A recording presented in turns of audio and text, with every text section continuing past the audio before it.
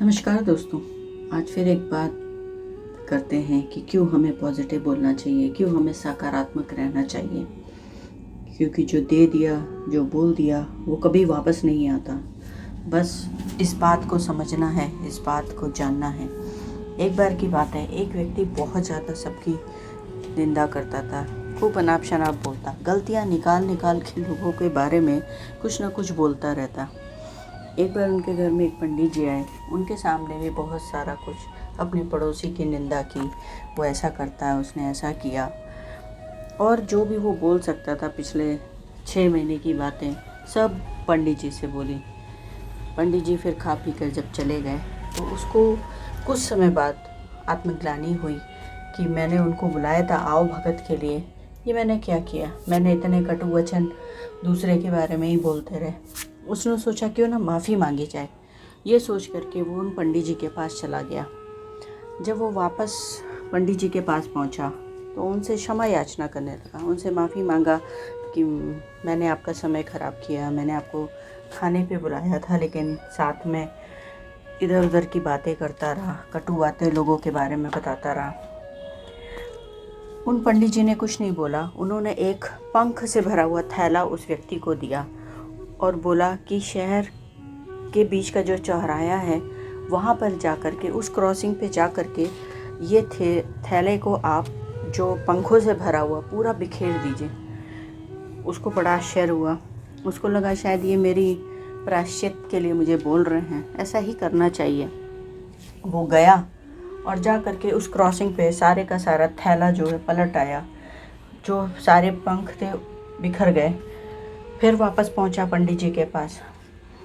अब वहाँ पर पे जब वापस गया तो उन्होंने बताया कि मैंने पंख ऐसे जैसे ही क्रॉसिंग पे उड़ेले, वो सब उड़ने लगे, इधर उधर चले गए। उन्होंने कहा जाओ अब जा कर के वापस ले आओ। अब उसको और आश्चर्य हुआ कि ये कैसे पॉसिबल है। तो बोले कितना पंख ला सकता हूँ मैं। फिर भी उनकी बात मानने के कि ये प्रायश्चित है, मैं चाहता हूँ, और वापस से गया।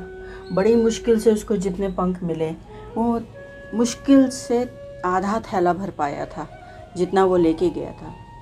फिर भी वो वापस से उन महात्मा के पास पहुंचा और बोला बस इतने ही ला पाया, इससे ज़्यादा मुझे नहीं मिले।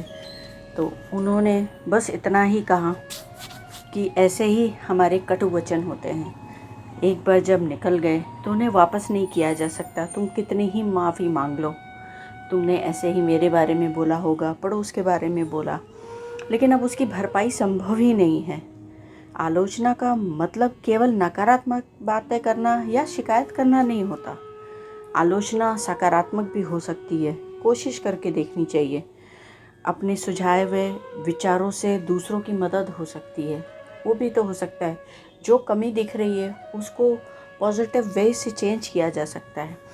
कई बार ये फैमिलीज़ में भी देखा गया है, जो बच्चों को हमेशा नेगेटिव बोला जाता है, तुम ठीक से नहीं हो, तुम्हारी भविष्य में ऐसा नहीं होगा, तुम ये नहीं कर पाओगे, वैसा नहीं कर पाओगे। ये उनकी भविष्य की रूपरेखा तय कर देता है कि वो किस तरीके के आचरण को लेकर के चलेंगे। वो सकारात्मक रहेंगे या नकारात्मक मन में बैठा के चलेंगे और आगे जाके वैसा ही करेंगे। तो इस छोटी सी कहानी से दोस्तों सिर्फ इतना ही कहना है कि हमें सावधानी बरतनी चाहिए। अगर बोलेंगे सोच समझ कर बोलेंगे तो हमेशा फ़ायदे में रहेंगे।